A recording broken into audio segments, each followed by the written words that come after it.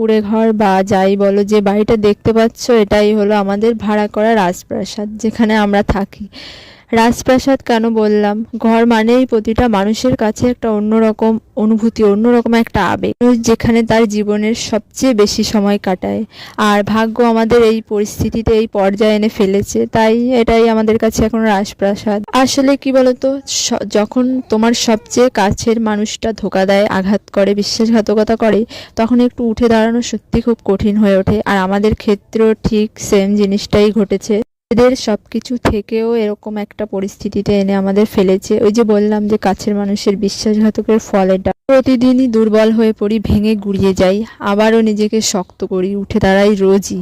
না, আমাকে কিছু করতেই হবে, জন্য না হলেও বাবা মার জন্য করতে হবে। তাদের মুখের দিকে তাকিয়ে রোজ নিজেকে আরো মন থেকে আরো অনেক বেশি শক্তিশালী করে তুলি। এরকমই অনেক চিন্তা ভাবনার মাঝে এই ইউটিউব চ্যানেলটা খোলা। আমার চেষ্টা, আর তোমরা যদি একটু পাশে থাকো, আমি জানি আমিও নিশ্চয়ই একদিন পারবো বাবা মায়ের স্বপ্ন পূরণ করতে, তাদের ভালো রাখতে, তাদের পাশে দাঁড়াতে।